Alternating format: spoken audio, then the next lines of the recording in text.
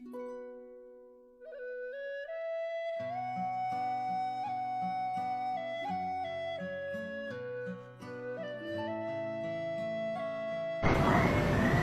alright? Well, I'm out. As Maria said, I was shot going to work with her sister when I was a month before my 18th birthday. When I was 16, my 17-year-old brother was killed in an explosion in the estate here. And when I was 27, my 26-year-old husband was killed, shot dead. Gunmen have shot dead a man in White House just outside Belfast. He was 26-year-old David Knocker, a married man with 3 children who lived on the nearby Bournemore estate. He'd been an active member of the Workers' Party after serving a prison sentence for firearms offences in the mid-70s. As Lance Price reports, he was murdered outside a butcher's shop where he worked. David Knocker was killed just a few minutes after arriving at work and starting to clean the shop window. At least 2 gunmen came round the corner of Mill Road and fired a number of shots. Their victim fell dead with his cleaning rag still in his hand, shot in the back as he tried to run. Another bullet went through the shop window. A 15-year-old girl who'd been cleaning the inside was treated in hospital for grazes and shock. David Knocker worked part-time as a delivery man for the butchers. The owner said that he was always here on a Saturday, though at no precise time.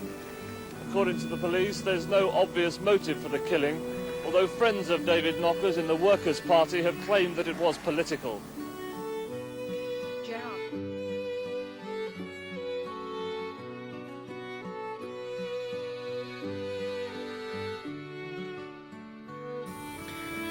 The funeral has taken place in the Greencastle area of North Belfast of David Knocker, who was shot dead last Saturday.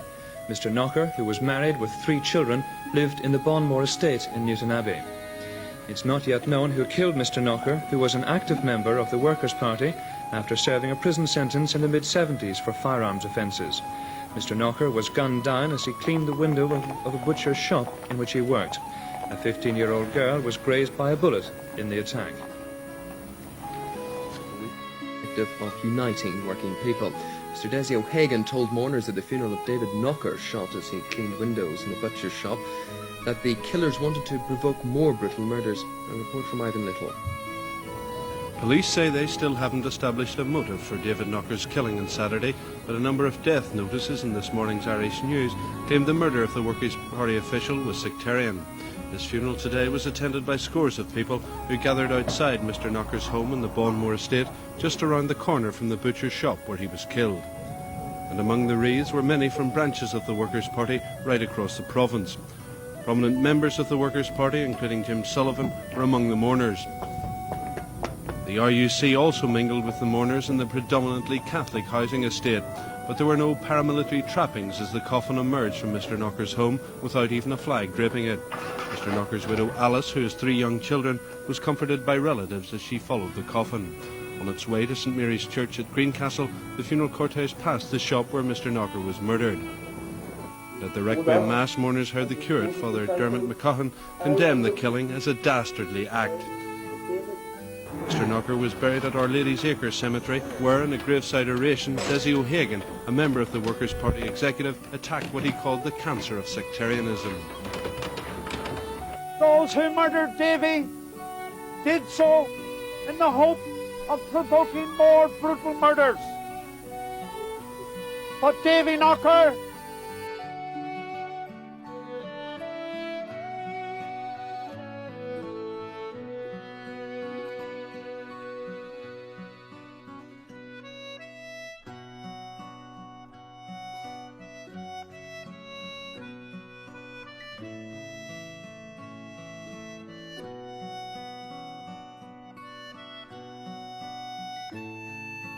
A man on his way to sign on for unemployment benefit has been murdered by gunmen who also wounded his 2 brothers. Joseph Craven, who was 27, was apparently watched by his killers as he left home in Bournemore Place on the Catholic housing estate. James Robbins, my reports. The 3 brothers were making their routine fortnightly visit to the local unemployment benefit office in White House, north of Belfast. It must have been quite simple for the gunman, riding pillion on a motorcycle, to pick out the 3 men, possibly as they motorcycle drew alongside, at least 4 shots were fired, killing Joseph Craven, hitting both of his brothers in the legs. One has severe leg injuries, the other a gunshot wound to the foot. Suspicion has fallen on loyalist paramilitaries. The Protestant Action Force killed a Sinn Féin election worker in Armagh City last year in very similar circumstances. This morning, one of the first on the scene was a Church of Ireland minister, angered by what he saw. Well, I condemn it utterly. No matter who is responsible should be brought to justice, and anybody who knows anything about the whereabouts of these people, no matter who they are and what section of the community they come from, should be reported to the police at once. What do you think can be done by churchmen such as yourself to try and keep the community calm and prevent such apparent sectarian murders as this from taking place? Well, the only thing we can do is to continue to work for peace, but the state has a duty to produce a more effective deterrent, and if there's not going to be capital punishment, then a statutory sentence of at least 70 years should be imposed without a day's remission. Joseph Craven was the second man from the same street murdered in 6 weeks. The first victim, David Knocker, a member of the Workers' Party, was shot dead outside his butcher's shop. The Workers' Party have condemned this latest murder, designed, they say, to plunge us into communal strife. The killing is also condemned by...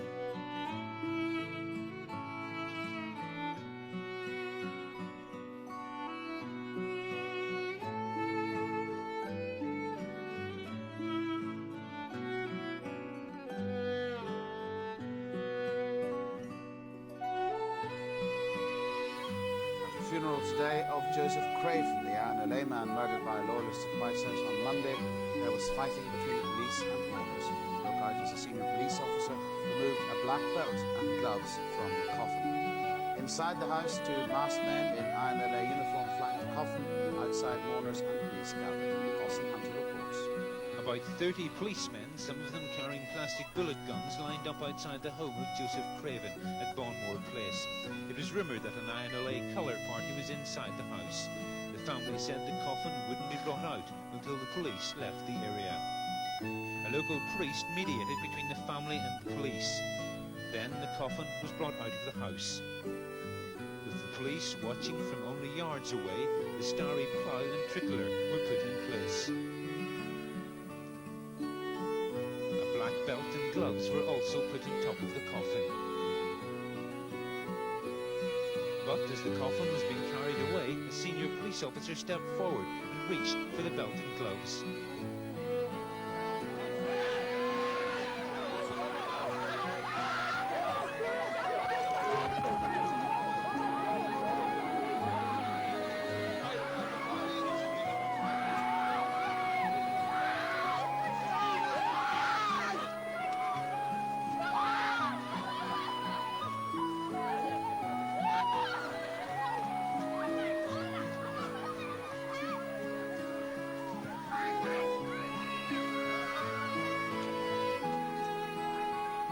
After a short time, the funeral cortege continued on its way.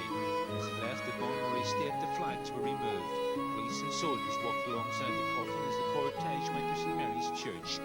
There, Father Brendan McGee called on all paramilitaries to lay down their arms. He expressed sympathy to the Craven family and the family of Edgar Graham, the assemblyman killed yesterday. Among the wreaths, one which said it was from the headquarters staff of the INLA. After the Mass, the coffin, now without any paramilitary trappings, began the long journey from Greencastle across the city to Milltown Cemetery. Up to this point, the funeral cortege had been on foot. Now the mourners took to cars. The police followed in Land Rovers. All roads onto the motorway were sealed by the security forces. There was massive security. Police officers stood on guard on the flyovers as the funeral passed below. Then at Milltown Cemetery, the tricolor and starry plough were put back in place, the only signs at the graveside of a paramilitary funeral. An RUC statement just issued said a policeman was assaulted in the scuffle at the funeral.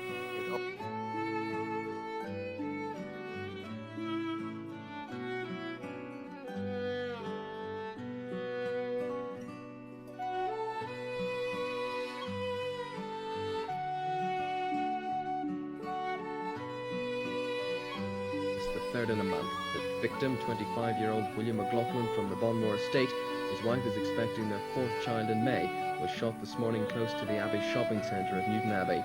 Police are treating the murder as sectarian, but they have denied claims by Mr McLaughlin's father that they were in collusion with the gang who shot his son, who was held in Castlereagh last week.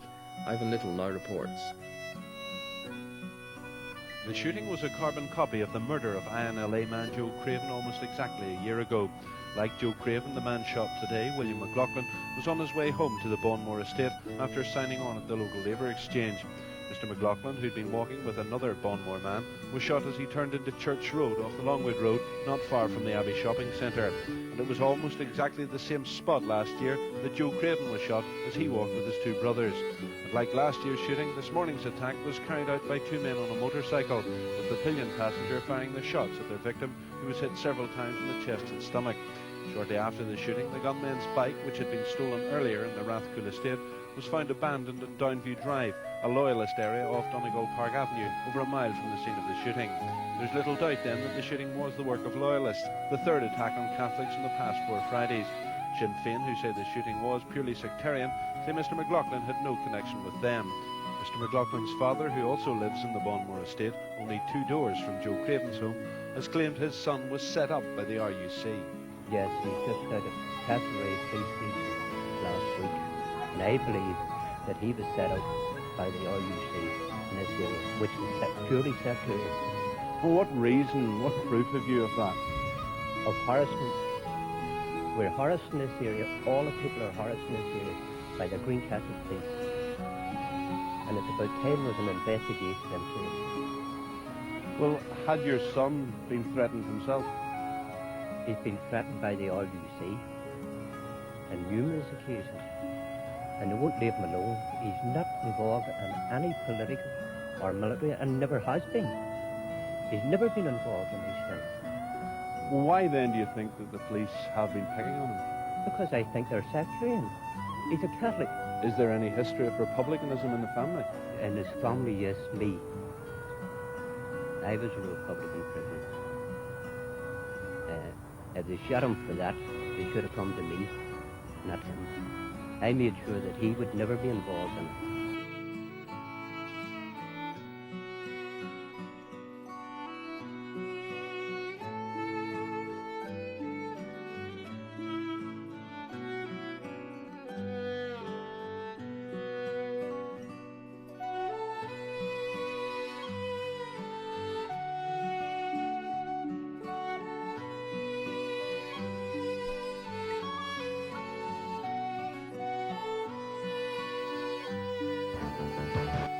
The police say they still haven't established a motive for the murder early today of a man in the Bonmore estate in the Shore Road area of Belfast. He was 34-year-old Martin Quinn, whose mother was beaten up by the gunman who had forced his way into their house. It's the latest in a long line of attacks in the mainly Catholic estate, and local people, along with Sinn Féin, the Workers' Party and the SDLP, have all claimed it was sectarian. But official unionist Tommy Passmore says they don't have any evidence. Martin Quinn was asleep in his Bonmore Park home when the killer forced his way into the house just after 5 o'clock this morning by breaking a window pane on the front door and letting himself in. The gunman, who had an accomplice waiting in a car outside, ran upstairs and first went into the bedroom of Mr. Quinn's 70-year-old widowed mother. I always seen this fella coming in, lifting me up in bed, slapped me across the face, and then I screamed, and I jumped and went out. I jumped up and seen him getting in the car. And in the back room, and Martin's lying on the floor. I didn't even know he was shot. What was the man wearing that came into the house this morning? There was a mask on his face. I don't know where I had any words over it. Did the man say anything to you? No. He just looked at me up and shook me and then slapped me across the face. And then I seen the mask and then I screamed. Did you think the man was a burglar or had come into... I was. Didn't think he was going to shoot anybody. A neighbour who heard Mrs. Quinn's screams ran to her son's bedroom. Found him in his bedroom with a bullet in his back, up on the shoulder. I thought he was okay because he was conscious, and he was just complaining about the terrible pain he had. And did he talk about the shooting? No, he didn't talk about the shooting whatsoever, because, and I didn't talk about it earlier because I was was more interested in how Martin was. Did you think he was seriously wounded? I didn't think he was seriously wounded at that time, no. It was just a small bullet went to his back right-hand shoulder, and I thought he'd been okay. But an hour later I was told he was dead. Couldn't believe it. The police say they haven't yet established a motive for Martin Quinn's killing, but people living on the Bonmore estate have no doubt it was purely sectarian.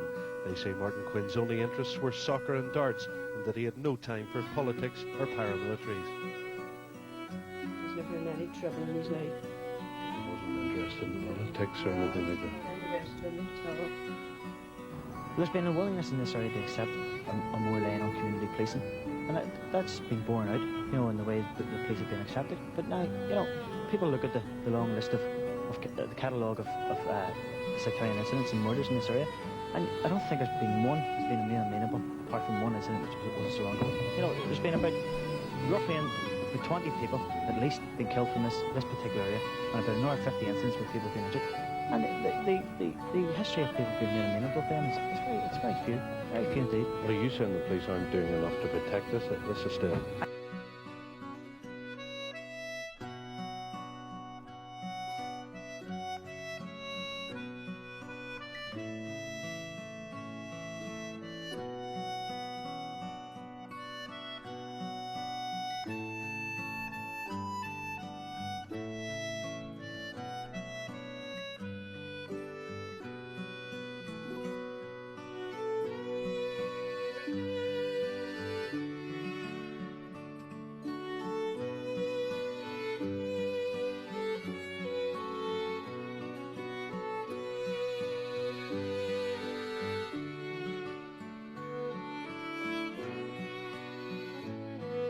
The main news.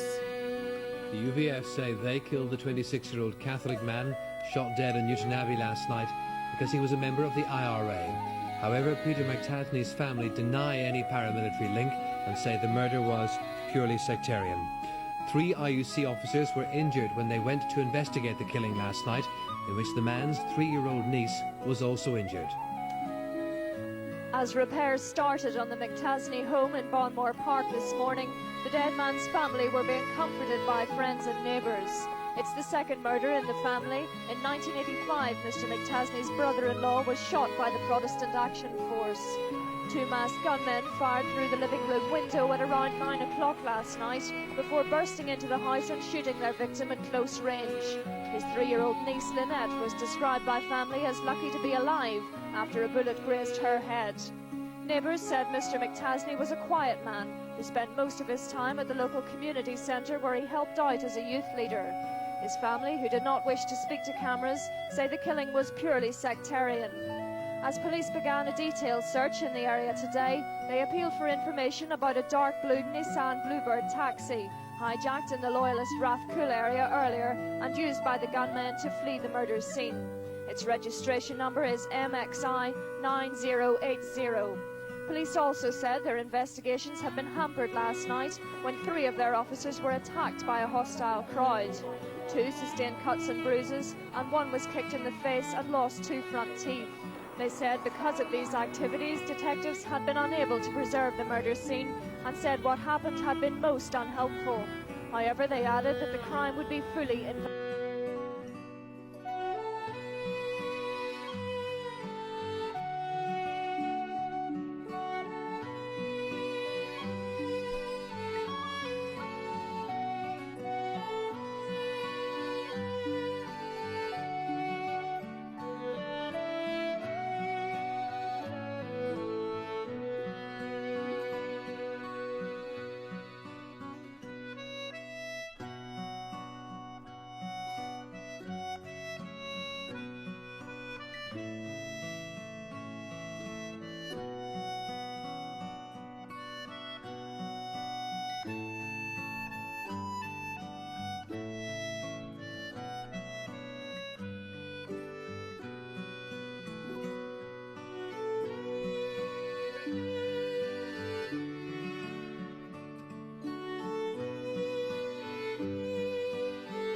At his home in Newton Abbey last February had been used in 2 previous attacks on Catholics in the Glengormley area of North Belfast. The inquest was told that 26-year-old Peter McTasney of Bonmore Park was hit 5 times from the murder gun. His 3-year-old niece, who was in the living room with him at the time, escaped serious injury. Parents' home in Newton Abbey when 2 masked men fired a shotgun blast through the living room window. His killers then made their way into the house and fired several more shots. The 26-year-old had just returned to his home in Bournemore Park at around 9 o'clock. He had been helping out at a youth club just 50 yards from where he lived. An hour before the shooting, he had been making plans to take a group of children to the cinema. An RUC inspector told the inquest at Lancashire House that Mr McTasney was hit 5 times by shots fired from a revolver. Police inquiries had since revealed that the murder weapon had been used in 2 previous attacks on Catholics in the Glengormley area in North Belfast. The inquest was also told that his killers had carried a sledgehammer to break open the front door. In the event, they didn't have to use it because the keys were in the lock. Also in the house at the time was the dead man's 3-year-old niece, Lynette. He had gone back to fetch her from the living room when he was hit. The little girl escaped without serious injury. The coroner, Dr. Alexander Dara, said Peter McTasney's death was a tragic killing of a young man who was only 26 years old. He said the gunman didn't seem to mind who was killed during the shooting, and that it could quite easily have been a little girl. The Loyalist terror group, the UVF, said they killed Mr McTasney because he was in the IRA, a claim denied by the police. The RUC said the gunman's victim hadn't been in the IRA or any other illegal organisation.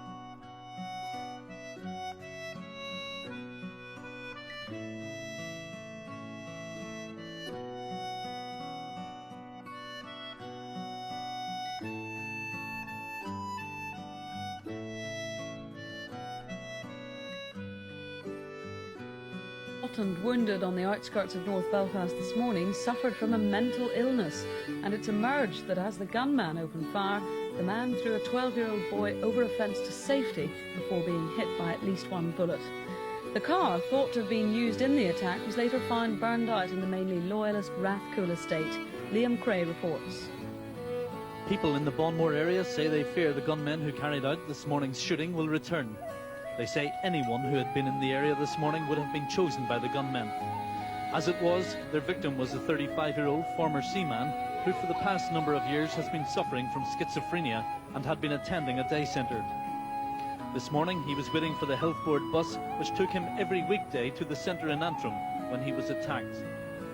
People who were in the area say a red Ford Sierra slowed down and a man in a white shirt wearing a black woolen hat leaned out the front passenger window and with his elbows resting on the door, held a handgun in both hands and fired 4 shots. A number of school children were in the area at the time, and one, a 12-year-old boy, was in the line of fire.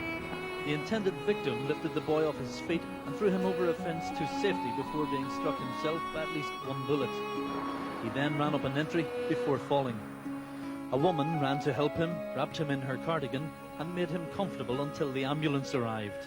Local people say they're disgusted that the gunmen should pick such a soft target, and they've praised the victim for saving the schoolboy.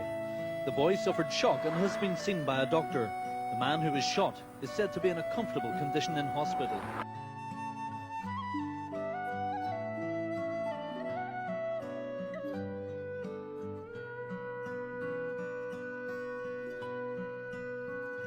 In Newton Abbey, 2 police officers received minor injuries following a disturbance in the Bonmore area. A horse box was set on fire on the Shore Road and a petrol bomb was thrown at police patrols. 3 arrests were made.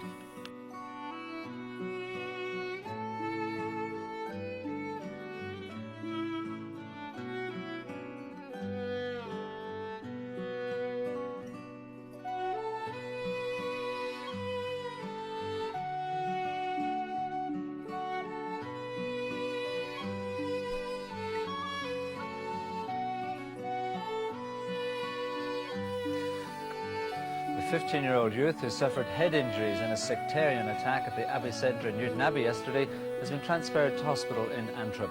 The beating was captured on the centre's video cameras. Police say they're hopeful they can make arrests. The youth and his friends were chased through the Abbey Centre by men carrying sticks. The 15-year-old, who's from the Bournemore area, tripped and fell at one exit and was beaten around the head and arms. The whole incident was captured on this camera and recorded at the Abbey Centre's security office. Apparently the attackers, who were thought to be in their 20s, were not masked and were observed throughout the incident. The youth was taken to White Abbey Hospital, from where his mother spoke about the attack. I'm angry that it's happened to him, but at the same time I don't want anything else to come of it. I don't want anybody else to go out to get back at what has happened to John. I don't want anything like that.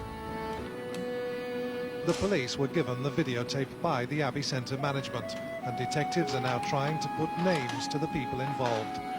An increase in sectarian incidents in the Newtonabbey area led to a meeting yesterday between the SDLP and the Progressive Unionist Party.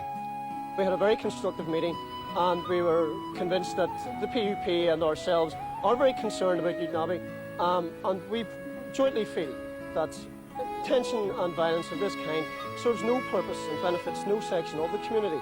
Frankly, I mean, it's been happening from I was a kid. I can remember it well. But I think that there is an opportunity, there's an atmosphere now that can be created, and one would hope that Sinn Féin, instead of trying to take people onto the streets, would adopt the same attitude as us and try and effectively influence the young people, educate, if you like, that this is a bad idea and everybody suffers. The police say there were many witnesses to yesterday's attack, and they're hoping more will come forward. They say they're optimistic there will be arrests.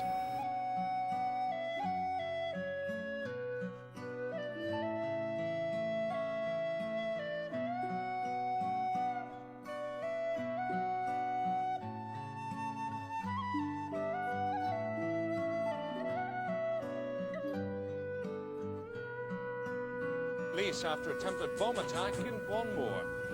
Police say a machete attack on a Catholic man was an attempt to kill him.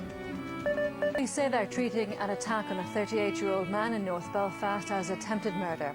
The Catholic man was attacked by a 4-strong gang armed with machetes and hammers last night. Sinn Féin says it was a sectarian attack. The man was walking along the Shore Road in Greencastle after leaving the Boundary Bar when the men pulled up in a car and attacked him. Police attended the scene, but they had to leave after a group of youths began throwing stones and bottles. Police say a sectarian motive is one of the lines of inquiry they're investigating. They're also to step up patrolling in the area to alleviate the fears of local residents. We're saying clearly for the record that we believe this was a sectarian attack. This man was attacked on the grounds that he was a Catholic and a nationalist from North Belfast, and clearly loyalist paramilitaries were involved. One of the questions we're asking is what are unionist politicians from that area and indeed loyalist community workers doing to try and prevent these attacks?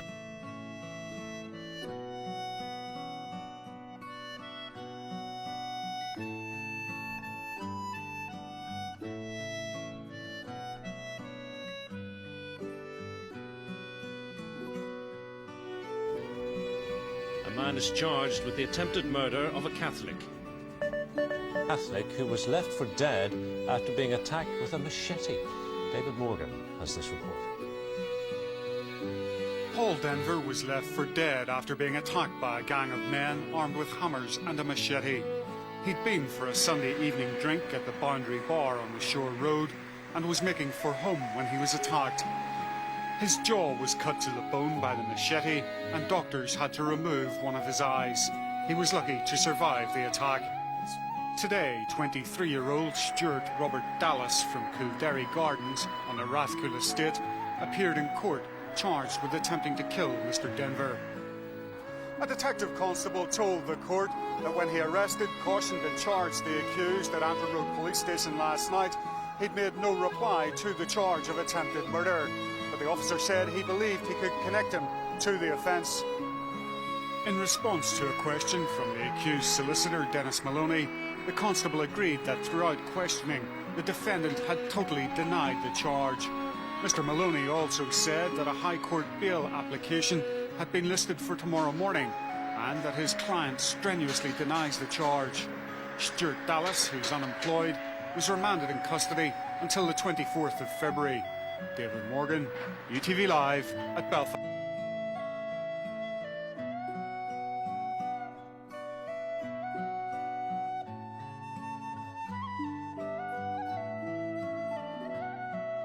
Using the old building here in Broadmoor Community Centre for the mothers and toddlers, the facilities weren't adequate. So the women started asking, why do we have to go to Rathcoole to do courses, to do training?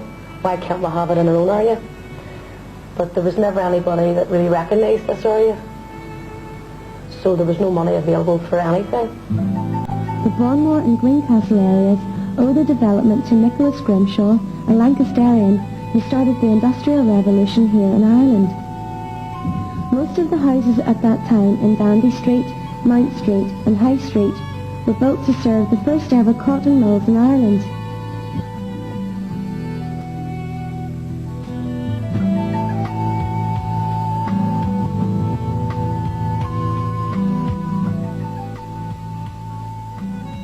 When we were in here first, love, I'll tell you what, you could have left your back door open or your front door open, went away to the top of the estate and had maybe an hour and your chum to come back. Now you can't do that. You can't open your door. If you're only going the next door, you have to lock your door. Lock your door. So you know what I mean? For the worse then. Yes, Yeah. that way. Like things like that. See down there, we used to sit down there, Low Square and all round. We used to sit outside and... I see everybody come out of their stool and maybe cushions. I tell you, see the stools and cushions come out and planting themselves. Can't be that now, love. The estate has always been a mixed area in terms of religion until the late 60s and 70s, when Bournemore became one of the hardest hit areas in the north of Ireland regarding the sectarian killings. In fact, the people of Bournemore have suffered to such an extent that 1 in every 8 families has been affected. Out protecting his home, which was internment nights, and there's petrol bombs being thrown and whatever, and just out literally trying to get the boys away from our own home, and so we wouldn't be well burned out as such. And the police came on the scene and just fired Peter Ross in the chest. That was 1981, so I had a rough time bringing 5 of them up. 5 children, it's the oldest of 5. We've come through it, wasn't easy. We've had our ups and downs, we've had our bar with police and whatever, but they all seem to have come out of it all right. Not much facilities for them, not much they could have done, that's why kids did get into bother, into trouble, wrecking and smashing whatever, so we need more for them. But the Troubles have not been the only enemy of the Bournemore residents. Bad housing, unemployment, health problems and a lack of facilities for the community have all had an effect. This is our hallway till is your entrance then? Till the front of our houses. Okay. This is what the head hall.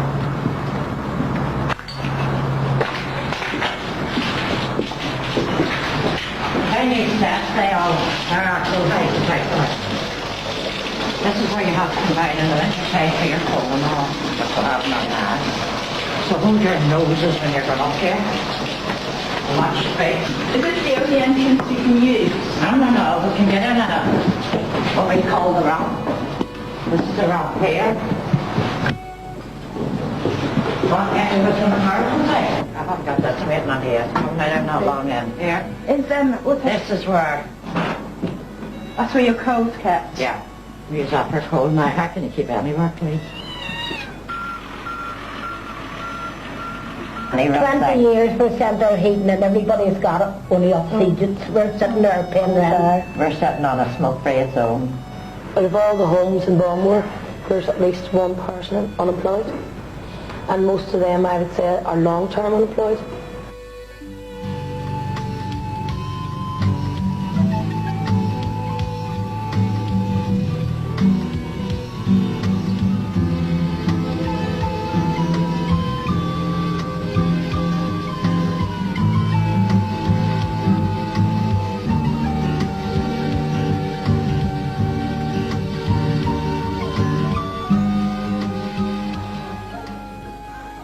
need better childcare facilities for our children. We need a good creche for the children, so the mothers could maybe go back to work, a full-time education. We need better indoor facilities for the younger age group, 5 to 9s. They don't have a lot of there's not enough to stimulate them. We've been funded for 3 years to investigate the relationship between play and crime or antisocial behaviour within the community. And we basically are trying to find out if there is a relationship in that if you provide a whole range of activities for children, does that have an impact on the amount of antisocial behaviour or criminality within that community? We also need a safe passageway for our children to and from school. There's only one route to school and have to pass a busy motorway. From my point of view, as I say, I have been approached about the problem on the slipway, for example, which leads up to the motorway. As I say, recently I was approached and asked if I could do anything about it. So I did. I approached the DOE, who in turn approached Traffic Branch, who monitored the situation down at the slip road. And as a result of monitoring this over a period of weeks, they decided that there was no major problem. So we've now been operating in Balmore for the last 4 to 5 years, and our figures have shown that it's an area of real need, it's real deprivation.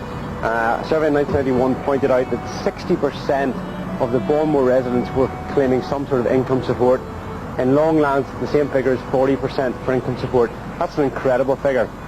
Last year, we do a 2-day service here every week on a Tuesday and Wednesday, and last year we dealt with over 1,400 inquiries. That's an incredible amount of inquiries.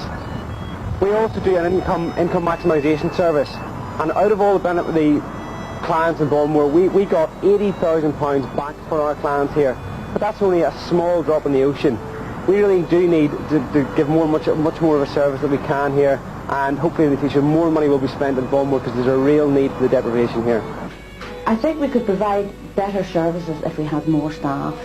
Within Mill Green, we really are limited. We run on a skeleton staff and we have to rely heavily on our volunteers. I was quite shocked when I came to this area. In this day and age, this is like almost rubbed out of the map, if you like. People are living in houses where there's just open coal fires. There's no radiators there. It's like third world conditions.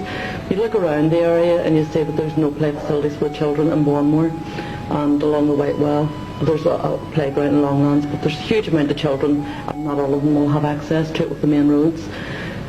Children go to school across 2 main roads and part of a motorway, a slip road to a motorway. It's extremely dangerous and nobody seems to care. You look further outside the area, just on the doorstep, and you have very large, like the Abbey Centre.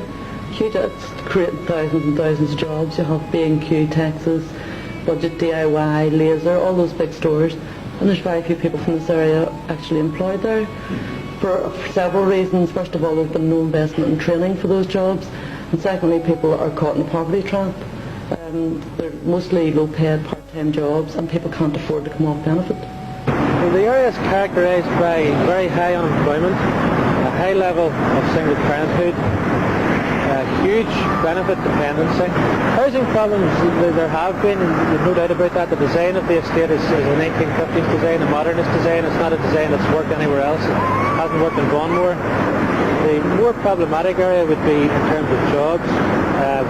Although there are quite a number of industrial estates about, there's the Valley Industrial Estate, the Longlands Industrial Estate, and a new industrial estate cheeked by Jowl, Vaughanmore, the GWM development. But it's whether people in Vaughanmore are able to take up those jobs.